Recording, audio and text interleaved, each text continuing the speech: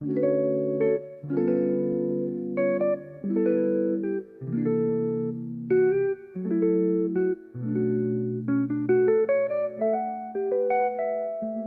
what's up you guys? My name is Zeta and welcome back to my YouTube channel. Today I'm going to be discussing with you guys all of the things that I looked for in schools when deciding what school I should go to for grad school. So if you're new to this channel, hi, my name is Zeta and I'm so glad you're here. I recently graduated with my biochemistry bachelor's degree and I'm about to start a PhD in immunology and microbiology. If you're applying to grad school this year and you need some advice on what to look for when deciding what school to go to, I'm going to be sharing with you all of the things that I considered when choosing a school. So if you're in the application process and you are making a list of schools for what schools you want to apply to, it can be extremely overwhelming because there are tons of different programs out there. And so it can be really overwhelming trying to narrow down what programs it is that you even want to give an application to, as well as you're not going to know the ins and outs of every single program. And so it can just be kind of a lot as far as what to even look at. And so the first thing that I actually did was I narrowed it down by region. And so for me, when I was looking at programs, I wanted to stay relatively close still to my family. I did move kind of far, but I'm still within a day drive of seeing my family.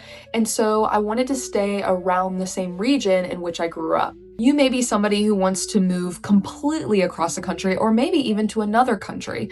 And so you want to just try to consider, okay, what part of this area do I want to stay in? Do I want to stay in the South?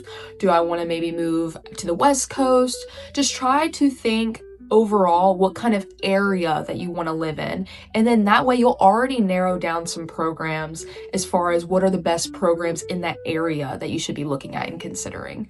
So that is a very quick way to go ahead and look for your locational preference and to narrow down the amount of schools that you're going to be looking at. Now, I don't believe that you need to only apply to schools in a specific region. I applied to many schools that were completely out of the area in which I desired to live in, but I thought that they were good programs. So if there are a couple programs that you really love that maybe aren't in the best location, I would still send them an application just to give it a shot, but I would heavily stick to a locational preference if you have one, just because it will make your overall moving situation and your support system a little bit stronger if you already have community ties or if you like the area in which you're going to be going to school in. Okay, so by now you've already narrowed down the amount of programs that you're going to be applying to just based on the locational preferences you have.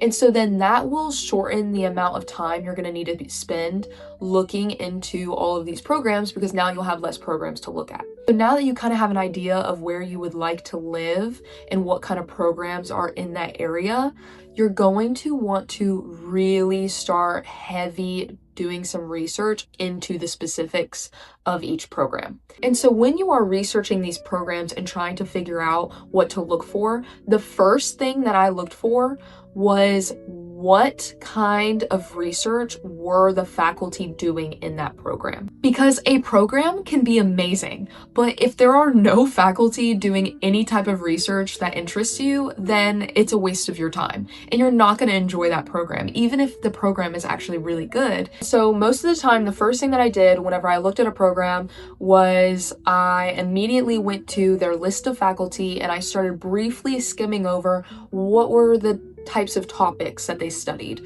and were any of those topics interesting to me, or were any of those topics in the scope of practice that I wanted to learn.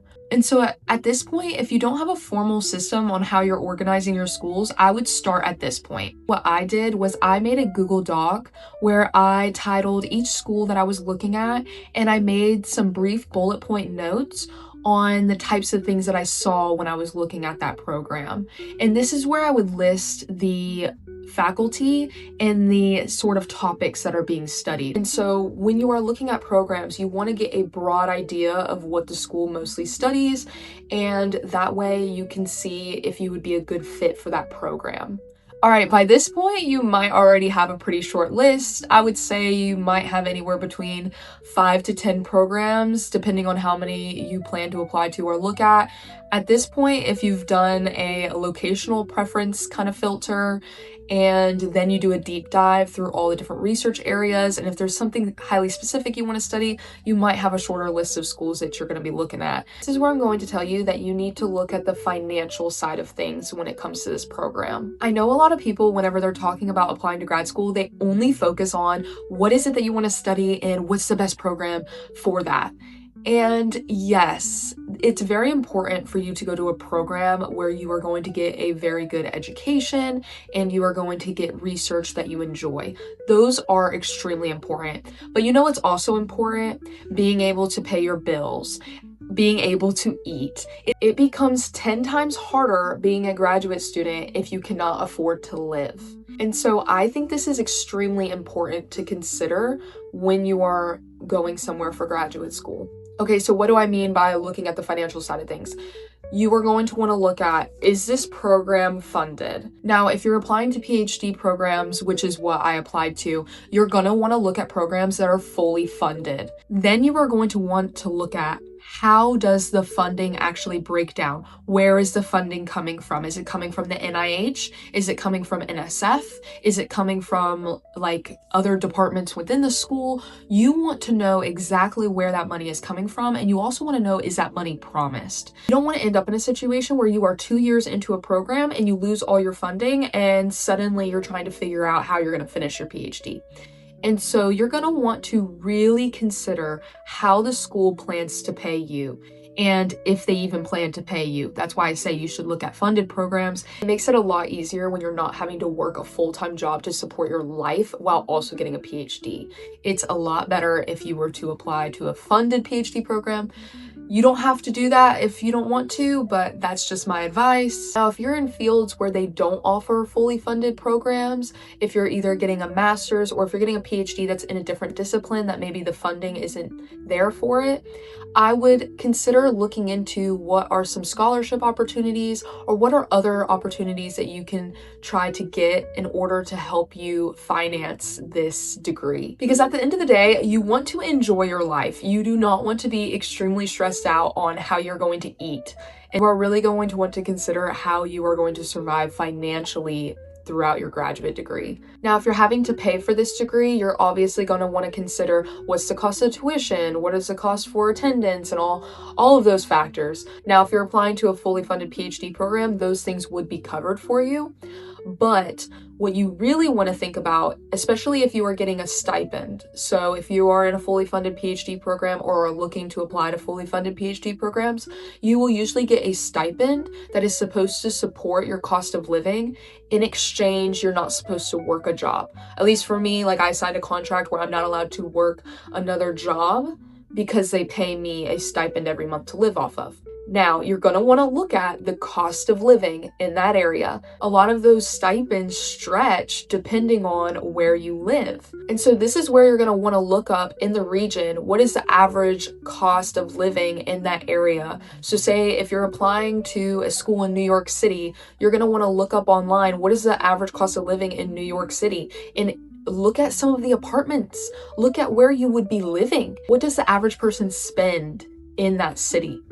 And what does the average person make? And can I actually live off of the stipend that they are giving me? Now, obviously, this is when you can consider, okay, I would have a couple roommates, or I can just live a cheaper lifestyle in order to stretch out my stipend. There are tons of different ways you can finance your stipend, but you do want to consider how you are going to do that. Now, obviously, my city isn't cheap by any means, but my program does a really good job at giving a stipend that really does support the cost of living in this area. And so my stipend goes a long way here, where it might not go that far if I were to be somewhere else, for example. And so you do want to look at, how does your stipend compare to the cost of living in that area? So these were the big 3 things that I considered when creating a list of schools for me to apply to. And throughout your application process, you're probably going to find your own things that you want to consider looking for when applying to graduate school. But if you haven't started creating your school list, or if you have started and you're trying to find a way to narrow it down, these were the 3 big things that I heavily considered considered when applying to graduate school and when I was choosing what programs to send my application to. And at the end of the day, you're going to want to go to a program that makes you happy, as well as offers you an opportunity for you to learn and progress in your career and has the experiences available for you to become successful in that field of study. I can speak from my experience that I used these 3 things in considering the school I'm going to now, and I am so happy that I am going to this program. When I considered programs that had all of the things I was looking for that I just mentioned, and actually only applied to programs that checked all of those boxes, I can confidently sit here and say that now I'm about to get my degree at one of my dream programs.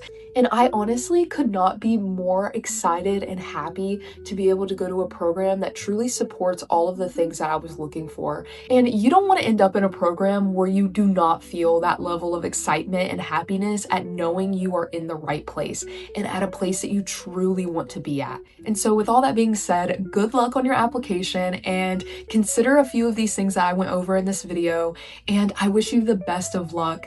Thank you guys for watching this video. Please hit a like and subscribe to support my YouTube channel and to see more content from me. And as always, keep learning, keep asking questions, and stay curious.